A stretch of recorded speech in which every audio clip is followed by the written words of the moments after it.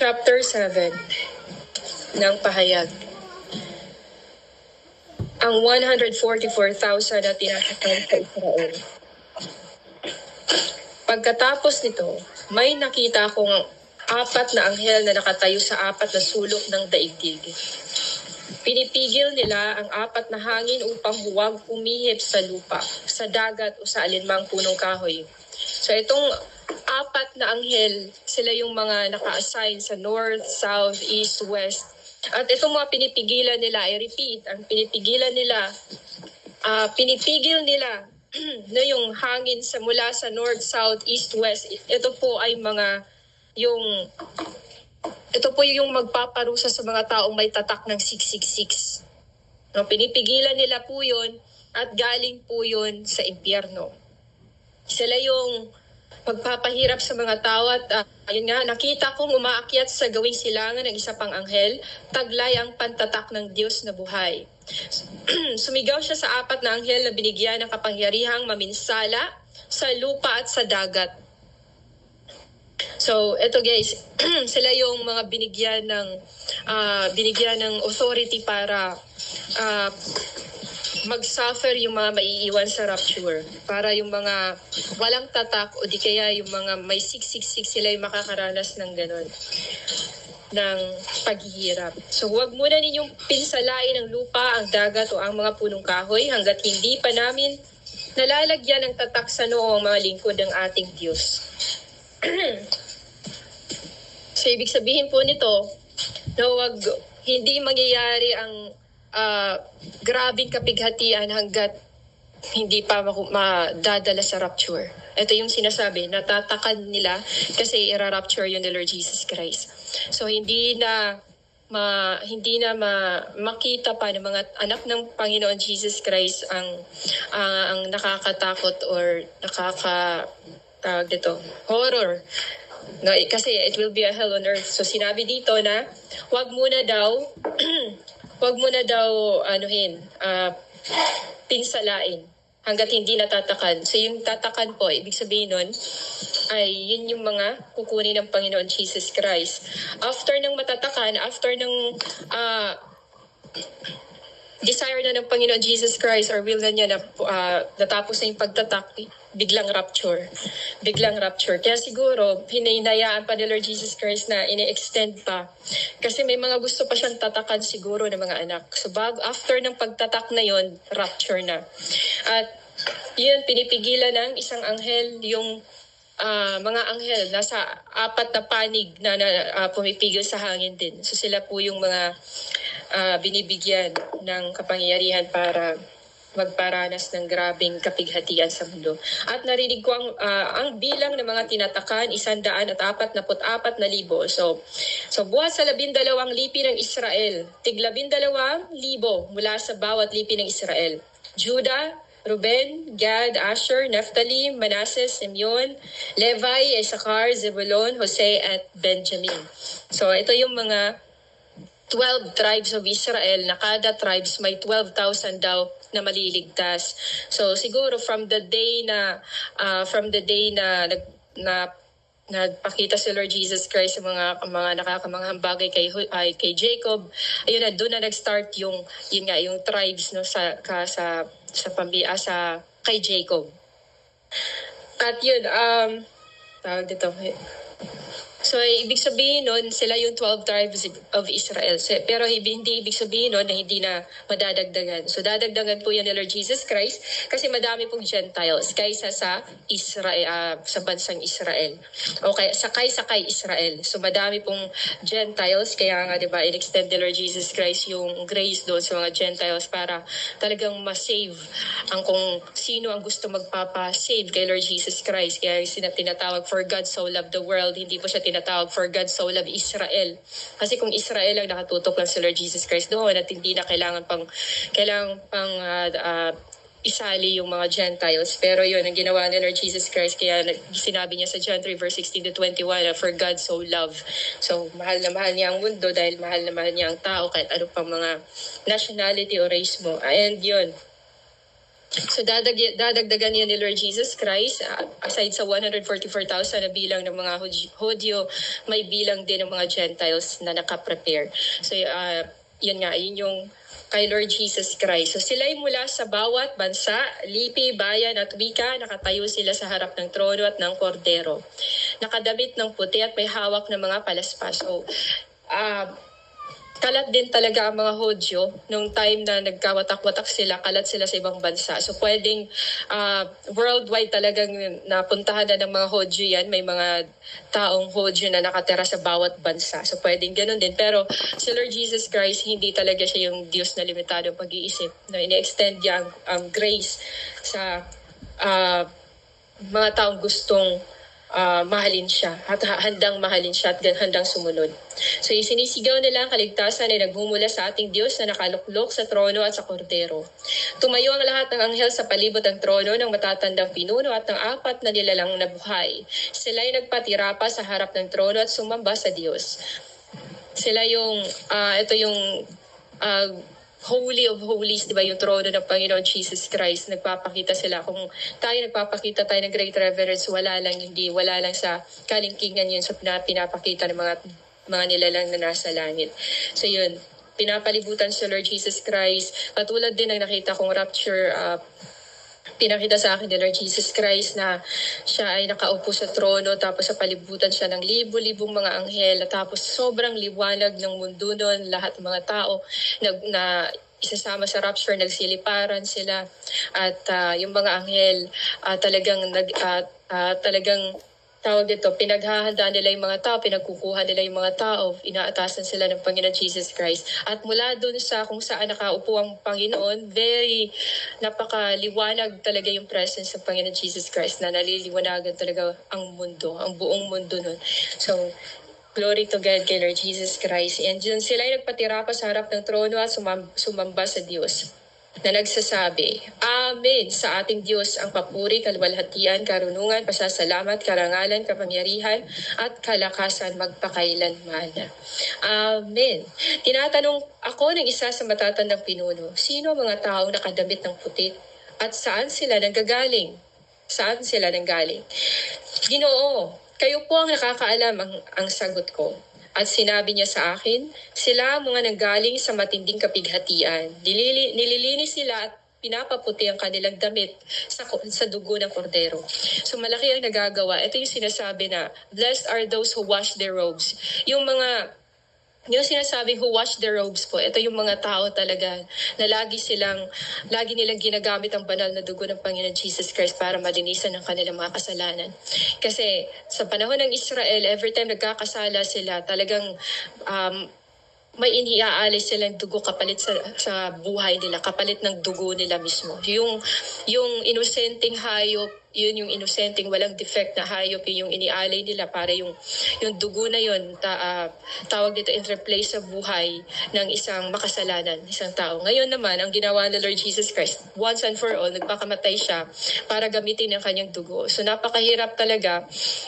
Talagang bumaba na si Lord Jesus Christ sa mundo, no? Kasi alam niya na mas matindi ang dadanasin ng mga nahirap na sa mga maiiwan. Kaya siya na mismo bumaba, tapos pinapagamit ang kanyang banal na dugo para sa labanan. Kasi matindi ang labanan at talagang wala ng protection din ang mundo. Kaya mismo si Lord Jesus Christ, ibinigay na niya ang kanyang kapangyarihan. Hinimatov, manaim, Elohim, Shevatakim, Yagam, Yakad. Yung mga ganung mga kapangyarihan na nakatago, talagang inihayag na ni Lord Jesus Christ, Yeshua HaMashiach. And yung gusto ni Lord Jesus Christ din talaga na palaging ginagamit yung banal na dugo. Banal na dugo na panlinis. Kapag malinis ka, hindi masyado kang maliwanag, hindi ka basta-basta naatake. Kapag kung hayaan man na atakihin ka ng kaaway, hindi ka din naman haya ng Panginoon Jesus Christ na mahulog sa patibong ng ganun-ganun na lang or basta-basta or talagang pag nadadapa ka, di ka nababangon. So yun si Lord Jesus Christ, yung banal na dugo ng Lord Jesus Christ ay laki ng nagagawa. Aside sa proteksyon, panlinis sa lahat ng kasalanan, ito din ay Ito din ay sumasagot sa mga dasal dahil sa banal na dugo ni Lord Jesus Christ na tatabunan yung mga hubot-hubad nating katawan o kayong ating sarili sa lahat ng kasalanan dahil yun nga, pag nagkasala ang tao, nagiging hubot-hubad siya sa mata ng Panginoon Jesus Christ kaya hindi napapakinggan ang kanyang mga dasal. Iyan ang dahilan kung bakit sila ay nasa harap ng trono ng Diyos at naglilingkod sa Kanya sa templo at gabi. So hindi nila alintana itong mga namatay, itong nakita ng mga nakasuot na puti, hindi nila alintana ang kanilang buhay. Hindi na nila alintana kung ano pang maaaring mangyari, ano pang future, ano pang mangyayari sa kanila sa future. Sila yung mga tao na siguro ito yung mensahe na to kahit present or ito yung past, no? Kasi 2,000 years ago, ito ginawa o sinulat, tapos present tayo ngayon. Pero ito, nasa tawag dito, kahit nasa past pa, future na siya. So, hindi natin alam, baka ang mga tao dito na nakaputi pala ay talagang buhay pa ngayon. Mga ganon. Kasi nga, itong Bible, nagsasalita siya ng future eh. So, nasa past to nung ginawa, mga 2,000 years ago, and present tayo ngayon. So, kahit past pa, nagiging future na. Kahit past pa, present na. So, yun, nakalagay din talaga sa Bible, guys, dito sa pahayag, hindi siya sunod-sunod. Although, sunod-sunod yung chapter and verses, pero hindi talaga siya yung tipong dahil siya yung kasunod na yung next page ay kadugtong na talaga siya. Hindi po. May mga times na kung anong nasa, example lang, kung anong nasa chapter 4 ay ang kadugtong niya ay nasa chapter 10 pala, mga ganun. Or ang kadugtong ng chapter 6 ay nasa chapter 8 pala, mga ganun. So, kala siguro ng iba na kapag, dahil yun nga, next page, yun na yung kasunod, hindi po ganun. So, ito po ay kapangyarihan ng Espiritu Santo ni Lord Jesus Christ para ang mga makakaintindi lang ang kung kanino lang ipapakita ng Panginoon Jesus Christ, Yeshua HaMashiach, yun lang yung makakaintindi. Hindi, akala kasi ng ibang mga preachers, akala kasi ng ibang mga Christians na pag halimbawa, next page, yung chapter, ito pala yung kasunod. Pero hindi po yan ang kasunod sa storya kung anong nakasulat sa chapter 6, for example. Minsan, talagang, ang magtuturo na sa iyo kung anong kasunod nun ay ang banal na Espiritu na ni Lord Jesus Christ, Yeshua HaMashiach.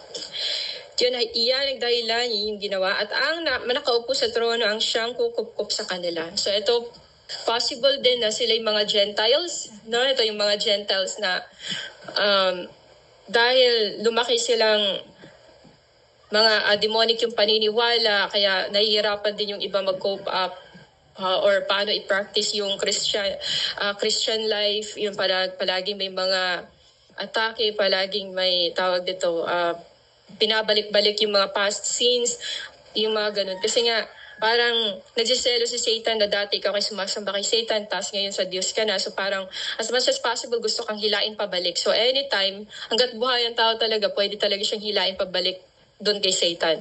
Pero kung halimbawa ikaw ay talagang tinawag ni Lord Jesus Christ at kay Lord ka, kahit ano pang gawin ng kalaban sa'yo, maghihina ka man, pero hindi ka talaga hayaan ni Lord Jesus Christ na mahila pabalik sa poder na kalaban. Sapagkat ang korderong nasa gitna ng trono ang magiging pastol nila. Siya ang gagabay sa kanila sa mga bukal ng tubig na nagbibigay buhay at papahirin ng Diyos ang bawat luha sa kanilang mga mata.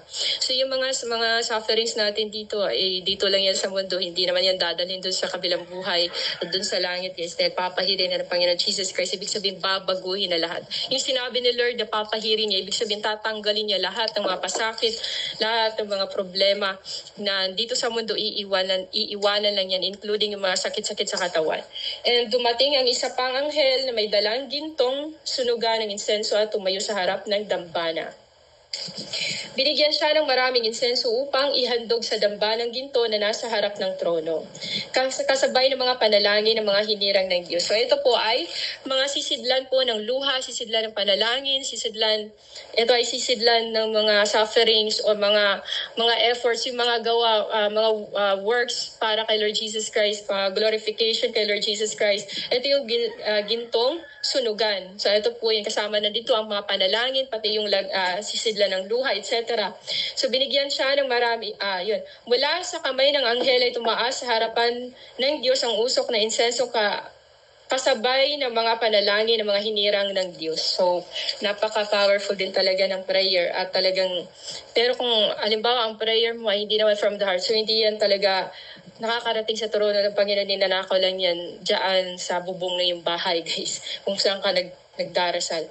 Pagkatapos kinuha ng anghel ang sunugan ng insenso, pinuno ito ng apoy mula sa dambana at inihagi sa lupa.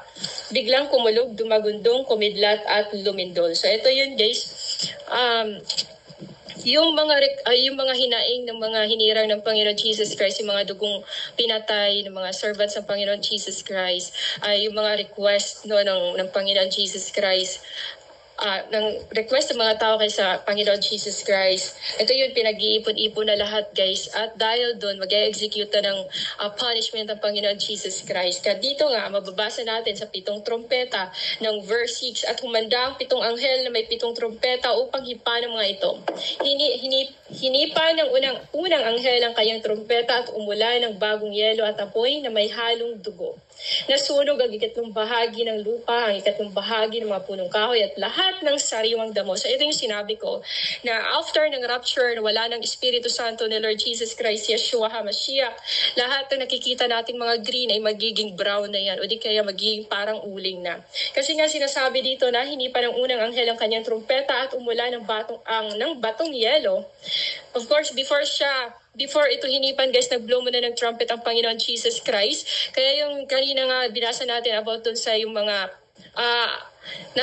yung 4 na anghel na pinipigil yung mga hangin sa 4 na panig ng mundo, pinipigilan nila kasi nga kailangan pa munang tatakka ng mga anak ng Panginoon Jesus Christ. Kaya pinapagkilos muna ng Panginoon ng kanyang mga servants itong huling mga araw para tatakan din yung iba, para mabaptize yung iba, para makalapit sa Panginoon Jesus Christ. Although kahit hindi na siya mabaptize physically, pero mabaptize siya sa spiritual.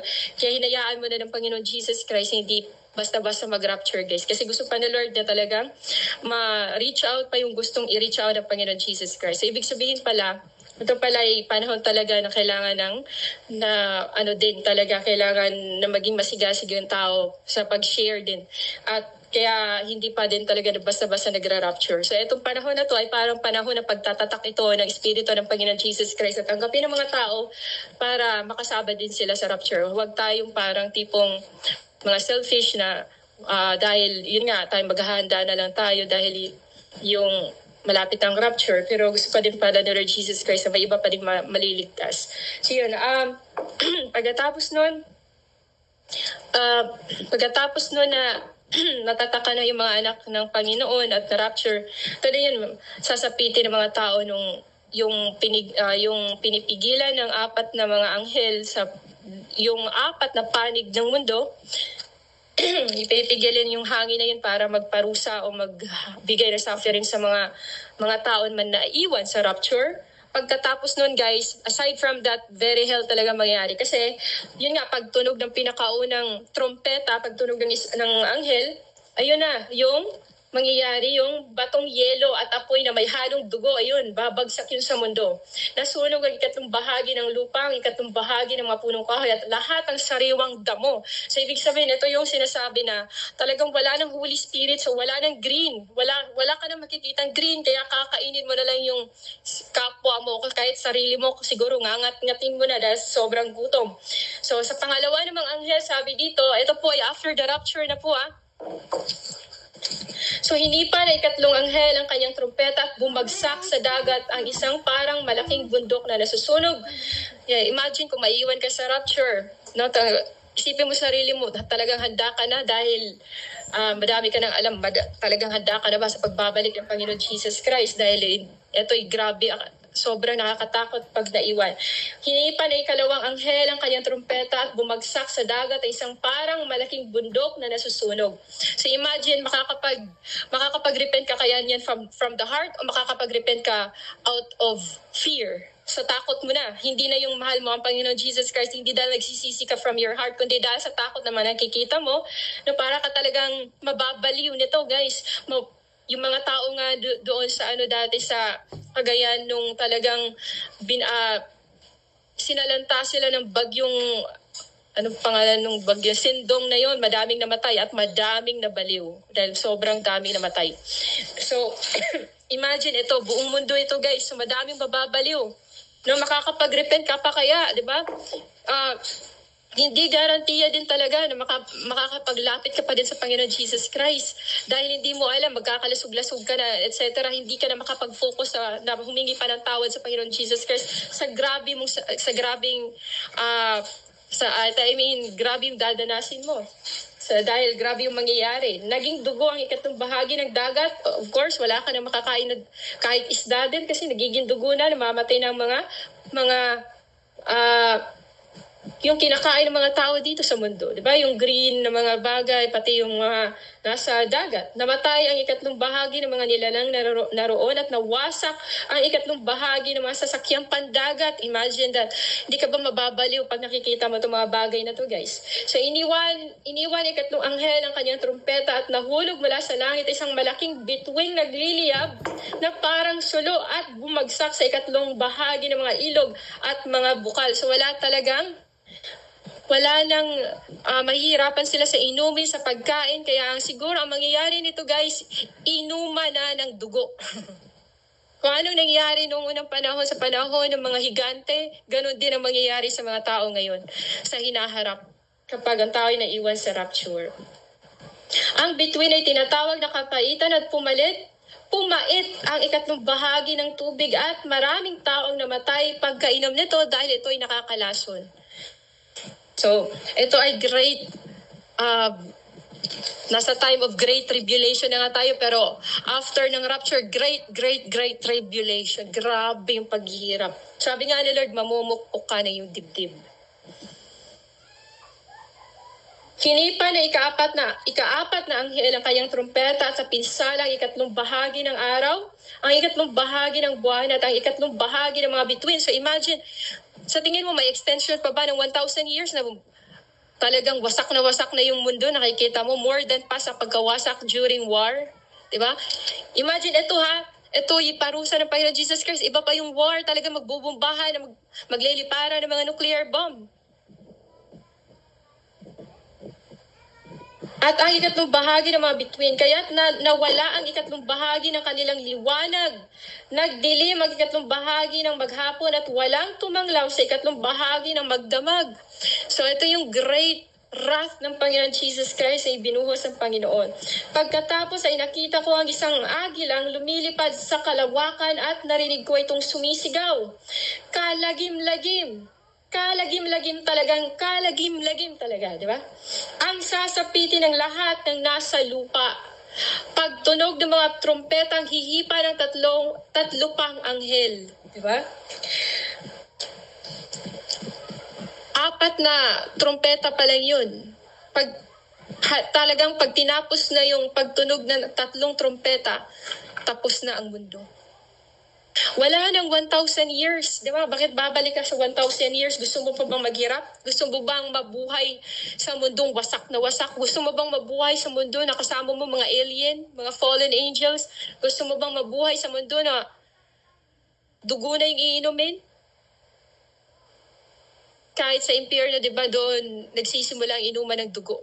Kaya gagawin ding impyerno ng Panginoon Jesus Christ ang mundo.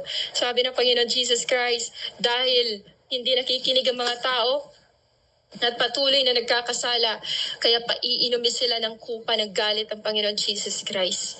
Ipapainom din ng Panginoon Jesus Christ ang kanyang galit sa mga tao. At yun, kung anong nangyayari doon sa impyerno, mas grabe pa din. Grabe din ang mangyayari sa mga tao nitong huling mga araw na maiwan sa rapture. Chapter 9 na po tayo. Hinipa ng ikalimang anghel ang kanyang trumpeta at nakita kong nahulog sa lupa ang isang bituin. Ibinigay rito ang susi sa bukana ng napakalalim na hukay. Binuksan ng bituin ang napakalalim na hukay at may lumabas na makapal na usok. So ito yung sinasabi ko guys. Ang mensahe na nakalagay dito sa chapter 7. So, kung anong nakasulat sa chapter 9 ay continuation ng chapter 7. Basahin niyo po sa Bible para makita ninyo. So ito yung pinigilan. Ito yung sinabi ko, pinigilan ng anghel ng apat na anghel ang apat na panig na hangin ng apat na panig ng mundo. So pinigilan po ng anghel yun. Iyon nga, pinipigil nila ang apat na hangin upang huwag umihip sa lupa, sa dagat, o sa alinmang punong kahoy. So pagdating natin sa chapter 9, sinabi po dito, buksan ninyo ang inyong mga Biblia, guys. Sinabi po dito sa chapter 9 na binuksan ang bituin. Ang bituin po ay anghel. Ang napakalalim na hukay, ito po ay impyerno at may lumabas na makapal na usok tulad ng usok ng malaking hurno kasi impyerno. Kaya nagdilim ang araw at ang himpapawid. So ito yun, guys, mula sa usok ay may naglabas ang mga balang. Ito yun na sinasabi sa apat na panig ng mundo. Balang po yun na siyang magpapahirap sa mga taong may 666, may mga vaccine. Sila po yung papahirapan dito. Kaya nga nagkakaroon ng mga monkeypox, mostly mga may vaccine. Kasi sila po ay connected sa impyerno at ang source ay galing po yan sa impyerno. Ang mga sakit galing po yan sa impyerno, guys. So ito sinabi dito, basahin ang chapter 9, kung may Bible ka dyan. Mula sa usok at may naglabas ng mga balang na kumala sa lupa, binigyan sila ng kapangyarihang tulad ng mga alakdan. Tulad ng sa mga alakdan, sila yung magpapahirap sa mga taong maiiwan. Ipinagbilin sa kanila na huwag sirain ang mga damo. Ito yung sinabi sa chapter 7, na huwag sirain ang mga damo hanggat hindi pa natataka ng mga anak ng Diyos. So yun, punong kahoy ng mga halaman, ang mga tao lamang na walang tatak ng Diyos, yung mga taong may 666 o may vaccine. Very clear po si Lord Jesus Christ dyan. Ang mga tao lamang na walang tatak ng Diyos sa noo ang maaari nilang saktan. Hindi pinahihintulutan ng mga balang na patayin ng mga taong ito. So, kundi pahirapan lamang sa loob ng 5 buwan. So, uulitin ko, guys. Sa panahong ito, hindi pa ito rapture, magsilabasan yung mga balang, guys. Ulitin ko, wala. Sa chapter 7, sinabi dito, wala sa pinakaunang verse, hindi pa ito rapture.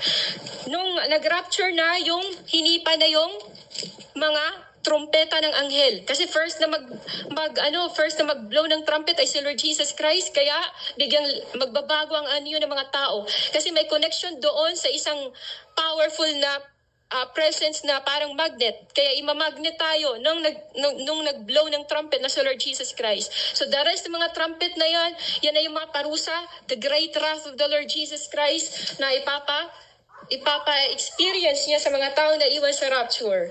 So yun.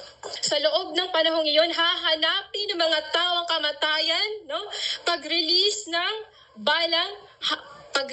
ng balang, guys, ay kasi pag sabay-sabay na yan yung pagsabog ng nuclear, pagkaroon ng the great earthquake, yung the big one na sinasabi nila, sabay-sabay na yan lahat, pati yung mga balang.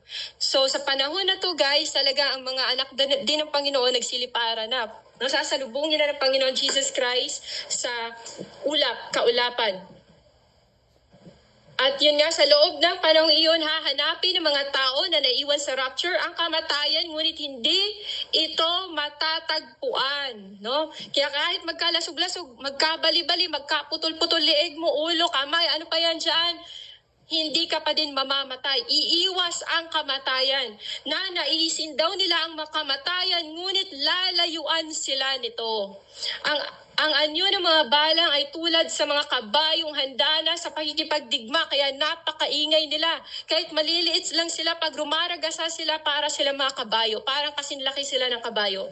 Sa kanilang ulo ay may parang koronang ginto at parang mukha ng tao ang kanilang mukha. Parang buhok ng babae ang kanilang buhok at parang ngipin ng leon ang kanilang mga ngipin. So imagine, sila yung demonic creature. Sila po yung gawa ng diablo, gawa ng Panginoon para sa the great wrath, para sa great suffering na mangyayari sa mga maiiwan sa rapture. Parang buhok ng babae nga, natatakpan ng parang mga baluting bakal ang kanilang dibdib, at ang pagaspas ng kanilang pakpak ay parang dagundong ng maraming karwahing hila ng mga kabayong lulusob sa labanan. Ibig sabihin po, Ang description po dito ay talagang mababalot po ng balang ang mundo. Ibig sabihin nito, mababalot po, ulitin ko, mababalot po na ang mundo ng balang. Kaya nga magdidilim. Magdidilim po ang kalangitan po nito, magdidilim po dahil sa kanila. Dahil talaga mapupuno po ng presensya nila. Sila ay may mga buntot na may tulis gaya ng mga alakdan. So ginawa po sila para sa pagpaparusa. So imagine, sa past pa lang ito ginawa ni Lord, pero pang future na yung mensahe. Yun nga, nasa future ka na. Ganun. Kasi si Lord ang yesterday, today, and forever. Si Lord, nasa sa Kanya ang yesterday. Pwede kang pabalikin sa yesterday. Pwede kang magstay sa present. Pwede kang mag-future. Si Lord Jesus Christ, nasa Kanyang kamay lahat. Ang pinuno nila ay ang anghel na bantay sa napakalalim na hukay, kundi si Satanas. Si Abaddon, ang kanyang pangalan sa wikang Hebreo ay Abaddon at sa wikang Griego ay Apollyon. Wala namang ibang leader sa pinakailalim. Wala namang ibang leader sa pinakalalim na hukay kundi si Satanas. Madami po siyang bansag na pangalan. So nakaraan ng unang lagim, dalawa pang lagim ang darating. Imagine that. Grabe na yung kapighatian, grabe yung dadanasin ng mga taong maiiwan sa rapture. And I don't think talaga maisipan mo pang mag-repent na talagang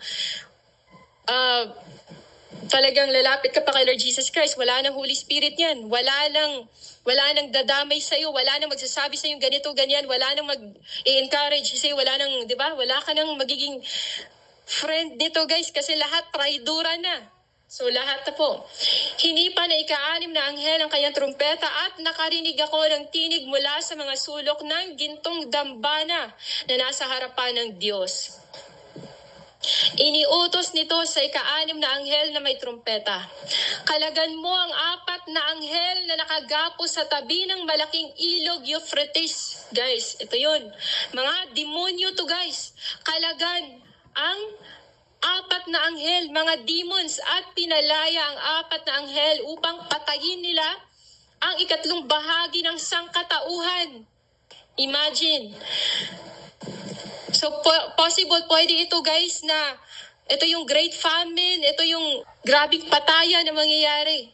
So, narinig ko na sabi dito, at pinalaya ang 4 na anghel upang patayin nilang 3 bahagi ng sangkatauhan. Yung mga naiiwan siguro, nakasurvive. Imagine, hahanapin ka dahil para magsamba ka lang kay Satanas. So gagamitin niyan sila. Kung hindi ka sasamba, papatayin ka. So madami na silang, tawag nito, hahanapin ka ng mga kasing laki lang na mga bubuyog na mga drones, no, para lang matrace up ka. Pero syempre, ang bilis mo lang makita niya kasi mga anghel yan sila na may powers noon. So mga spirits sila na may powers. So kahit saan ka, pwede ka talagang makita. Kahit pa mag-imbak ka na madaming pagkain, darating din ang panahon talagang matitrace up ka pa din. Kasi walang, mabilis silang makatimbre kung saan ang tao. Lakas ng pang-amoy nila. Yung tawag dito, pakiramdam. Malakas yung pakiramdam nila. Yun nga, narinig ko na ang bilang ng hukbong nakakabayo ay 200 milyon. Narinig ko na ang 200 milyon, 200 million sa aking pangitain ay nakita ko ang mga kabayo at ang mga dibdib ng mga sakay nito ay may mapulang baluti na gaya ng apoy, asul na gaya ng safiro at dilaw na parang asupre. Ang mga ulo ng mga kabayo ay parang ulo ng leon at ang kanilang bibig ay bumubuga ng apoy, usok at asupre. Ang 3 bahagi na ng sangkatauhan ay pinatay ng 3 salot na ito. Ang apoy, ang asopre at nagmula sa bibig ng mga kabayo. So sila, guys, ang mga kinalagan ng mga anghel na gagamitin para patayin. At ganito daw kasi kadami, 200 million. No? Kasi billions ang tao sa mundo, sis. Kahit mag-rapture pa, billions pa din ang tao. Madami pa din tao. Sapagkat ang kapangyarihan ng mga kabayo ay nasa kanilang mga bibig at mga buntot. Ang kanilang mga buntot ay parang ahas, di ba? Na may ulo na siyang ginagamit nila sa pananakit ng tao. Imagine. Ang natira sa sangkatauhan na hindi namatay, ibig sabihin talagang wawasakin talaga ni Lord ang tao. Dahil sa sobrang tigas. Sabi nga ni Lord, sabi niya, if you destroy the temple of God, God will destroy you. Diba? Ito yun. Ang natira sa sangkatauhan na hindi namatay sa mga salot na ito ay hindi nagsisi. Yan. Hindi ka talaga makakapagsisi. Magagalit ka lalo. Oo. Oo, mas lalo kang magngangalit sa galit ba? Mas lalo yung galit, sisiklab yung galit. Kahit Christian yan, sis, talagang magbabago yung ugali, yung magbabago. Kasi wala nang Holy Spirit eh. Tapos makikita niya lahat, ang mararamdaman na lang niya, takot. Tapos sa mga taong nag-tridor sa kanya. Kasi triduran na yan eh. So magagalit talaga siya. So ganun na. Panic everywhere. Yun yung nangyayari. Hindi sila tumalikod ni tumigil man sa pagsamba sa mga demonyo at sa mga Diyos-Diyos ang ginawa ng kanilang kamay. Mga larawang ginto, pilak, tanso, bato at kahoy na di nakakakita, nakakarinig o nakakalakad man. Kaya dito guys, hindi tumigil sa pagsamba. Kaya ang punishment ni Lord hindi din tumitigil. Oo, yung sumpa hindi din tumigil. So yung punishment ng Panginoon Jesus Christ sa mundo. And yun nga, di pa din talaga nagsisi ang mga tao. Kasi hindi hinayaan ni Lord na magsisi. Kasi para talagang continue yung pagpaparusa. Katulad na ginawa niya sa Ehipto. Yung, diba, yung Pharaoh, diba? Hinayaan yung bulag. Hinayaan niya na patigasin yung puso. Mas lalong pinatigas pa ni Lord. So itong para mas lalong mamatay. Talagang gusto ni Lord na patayin. Kaya sige, hinayaan niya magmamatigas ka. Sige, matigas ka dyan. Para papatayin ka din kalaunan. Kasi ganyan yung nangyari kay Saul eh. Pinatigas ni Lord ang kanyang puso. Pinatigas ni Elohim ang kanyang puso. Dahil sa bandang huli, ipapapatay siya. Ayaw ni Lord Jesus Christ. Nakakaawa ka kung hindi ka talaga yung tipong hindi ka makapagsisi. Nakakaawa ka kung hayaan ka lang ng Panginoon na maging matigas ang puso. Oo, yung i-correct ka agad. Kung may nagsasabi sa yung Christian, parang tatanggapin mo, mga ganon. Kasi hindi mo magugustuhan din talaga gagawin ni Lord Jesus Christ. Mga ganun. Yun, hindi rin nila pinagsisisihan ang kanilang mga pagpatay, pangkukulam, pakikiapid at pagnanakaw. Paano nila pagsisisihan kung hindi sila hihipuin ng Holy Spirit? Kung hindi nga ipapakita ng Holy Spirit mga kasalanan mo, di ka nga makapag-repent eh. Kung walang Holy Spirit, walang mabubuhay, walang masising. Kasi sa Holy Spirit din yan di ba yung sinabi wag mo nang pinsalain ng mga damo, etc. hanggat hindi pa nalagyan ng tatak. Kasi wala nang makain yung mga may tatak ng Holy Spirit. Protektado tayo, sis. Kaya yung mga bagyo, bahala na yan. Magbagyo lang kayo. Imagine, di ba? Kahit nga si Elijah na nagpapababa ng apoy, pinapababa ni Lord yung apoy doon sinulog. At si Elijah, pero hindi mo siya nasali. Mas namatay pa yung mga yung namatay yung mga yung mga sumasamba pa sa Diyos nila ni Jezebel. Pati yun pati yun sinunog yung si Shadrach, Meshach, Abednego. Yung mga nagtapon sa kanila nasunog. Oo. Si Abraham, may kapatid siya. Sinunog sila ng dalawa. Yung kapatid niya na hindi faithful kay Lord, yun yung namatay. Diba? Hindi ba ibig sabihin nangingihina ka ay hindi ibig sabihin na talagang pagod ay very cold ka na kay Lord Jesus Christ. Kasi minsan talagang si Elijah nakakaramdam ng panghihina. Gusto ko nang mamatay, Lord. Kumano si Elijah. Ayaw ko nang bumangon. Sabi ni Angel, bumangon ka, kumain ka na. Diba? Pinakain si Elijah. Kasi imagine kung halimbawa ang pagtataguan mo nasa Pilipinas, tapos papaglakarin ka papuntang Malaysia. Ang layo nun, sis. Israel, galing papuntahin kang Damascus, Syria, yung mga ganun. Layo. Siyempre, makakaramdam ka talaga na mamatay na ako, Lord. Si Moses sabi niya, ang daming ganito, ang daming problema.